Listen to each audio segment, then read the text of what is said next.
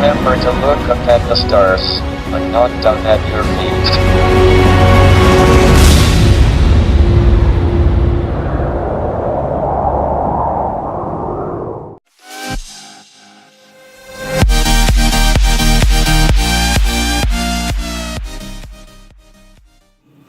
Listo. Como vimos, la variación de la posición angular nos dio igual a 6.4 radianes. Recordando que la posición angular, la variación de la posición angular es igual a la posición final menos la inicial y que necesitamos esta, la final, por ende vamos a determinar la posición inicial. Aquí sencillamente copiamos los datos que obtuvimos anteriormente para quizás utilizarlo en la parte o en el literal B. Ahora, para la posición inicial angular necesitamos ver que sería igual a 270 grados menos θ. Para hallar el ángulo θ, podemos ver que el ángulo θ comprendido entre el radio y el eje Y es igual al ángulo θ comprendido entre la componente rectangular de la velocidad en X, es decir, entre esta componente y la velocidad total. ¿Cierto? Este ángulo θ es igual a este ángulo θ de acá por geometría. De esta forma podemos determinar que el ángulo θ es igual a la tangente inversa de 4 sobre 3. Es decir, θ es igual a 53.13 grados. Por ende, la posición angular inicial sería igual a 270 menos este valor, que nos da 216.87 grados. Muy bien, hemos hallado la posición angular inicial. Por ende, despejándole de aquí a la posición angular final, tendríamos que es igual a 6.4 radianes más los 216.87 grados que encontramos. Sin embargo, estos radianes los vamos a transformar en grados a través de la relación de 180 grados es igual a pi radianes. Así obtuvimos que el θ o la posición angular final es igual a 366.69 grados más los 216.87 grados que habíamos hallado anteriormente, lo cual nos da una posición angular final de 583.56 grados. Como podemos ver, 583.56 grados es superior a los 360 grados. Debemos de tomar en cuenta que esos 583.56 grados son tomados a partir del eje positivo de las X. Es decir, ha pasado más de 360 grados, ha vuelto nuevamente al eje X y ha seguido desplazándose una determinada cantidad. Entonces, para determinar la posición final de mi partícula, necesitaría restarle a esos 583.56 grados 360 grados. Es decir, el valor que nos da de 223.56 grados nos va a dar por aquí, suponiendo que mi partícula ya ha dado toda una vuelta. Muy bien. Ahora, lo que les expliqué estaría representado en el siguiente esquema. La posición de mi partícula estaría en 223.56 grados.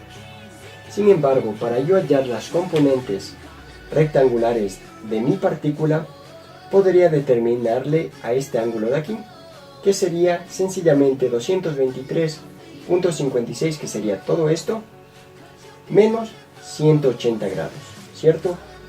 Restándole a todo este ángulo hasta acá, los 180 me daría que solamente este ángulo pequeño de aquí sería igual a 43.6 grados. Muy bien. Podemos fijarnos que para la componente en X, si este de aquí es mi R o mi posición final, la componente en X, que sería esta de aquí, desde el 0 hasta este punto de aquí, sería igual a menos 10 por el coseno de de este ángulo de aquí, 43.6, y con mi componente en Y. El menos lo pongo porque está localizado en el eje negativo de las X. El 10 sería mi hipotenusa o mi radio, ¿cierto? Y por el coseno de este ángulo, ya que es del cateto adyacente.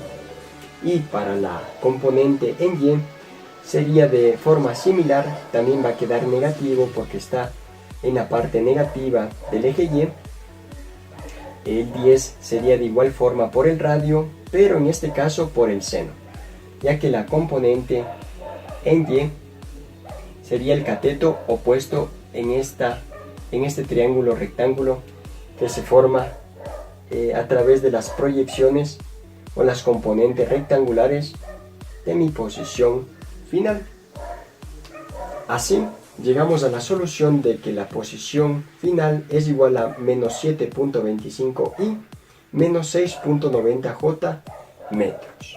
Ahora vamos a pasar a el literal B.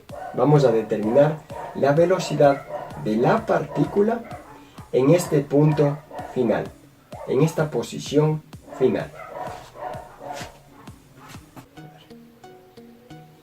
Muy bien, ahora necesitamos determinar la velocidad de la partícula. Para determinar este valor vamos a seguir el siguiente método. En primer lugar vamos a determinar la velocidad angular final a través de la siguiente fórmula, y al determinar este valor vamos a poder determinar la velocidad final, pero solamente su módulo. Muy bien, de esta forma podemos ver que la velocidad angular final sería igual a la raíz cuadrada de la velocidad angular inicial que nos dio, que era 0.5, más 2 veces la aceleración angular de 0.312 por 6.4, que era el desplazamiento angular. Así nos da un valor de 2.12 radianes sobre segundos. Ok, ahora al ya tener este valor de la velocidad angular, podemos reemplazarle en esta fórmula y determinar el módulo de la velocidad final. Así tendríamos que es igual a 2.12 por 10, ya que el radio era 10, o 21.20 metros sobre segundos. Ok, ya tenemos el módulo de la velocidad final. Si nos fijamos, la posición final de mi partícula, ya teníamos que el ángulo que se formaba entre el eje X y entre el eje X y el radio, ¿cierto? Era de 43.6 grados aproximadamente. En este punto, además, estaría la velocidad tangencial final, que es justamente la que necesito. Ya tengo el valor de todo este vector, el módulo de todo este vector o de mi velocidad final. Entonces, lo que necesito es encontrar sus componentes. Como puedo ver, 43.6 grados sería este ángulo de aquí, por ende, por ángulos alternos internos, sería igual al ángulo de acá. Pero, como ya sabemos, la velocidad siempre es tangencial a mi trayectoria. Es decir, que mi velocidad forma 90 grados con mi vector posición o con mi radio. Siempre forma 90 grados. Entonces, si este ángulo de aquí es igual a este de acá, es decir, este también vale 43.6, más este ángulo de acá es 90, ¿cierto? Pero también entre las proyecciones siempre se forman 90 grados. Es decir, si este ángulo más este ángulo de acá da 90 grados, por ende este ángulo de aquí más este ángulo de acá también debería de ser 90 grados. De esta forma podemos llegar a la conclusión que este ángulo de aquí también vale 43.6 grados. Y así podemos determinar las componentes de mi velocidad final. La componente de mi velocidad en X estaría acá y la componente de mi velocidad en Y estaría acá. Esta sería la componente de mi velocidad en X y la componente de mi velocidad en Y. Y esta de acá sería mi velocidad total.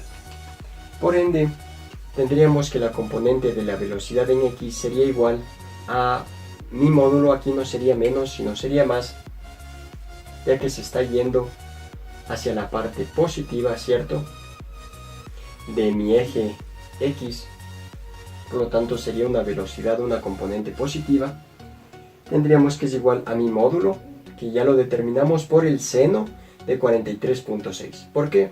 Porque el seno del ángulo es el cateto opuesto.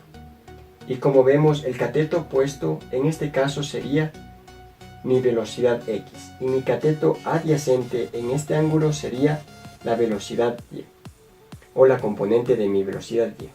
Por ende, para la componente de mi velocidad en x se utilizaría el seno de este ángulo, y para la componente de mi velocidad en y se utilizaría el coseno de ese ángulo por el módulo. Y aquí sí nos quedaría negativo, ya que se está dirigiendo en el eje negativo de la y. De esta forma llegamos finalmente a que la velocidad final es igual a 14.62 y menos 15.35 J metros sobre segundos, y eso sería todo.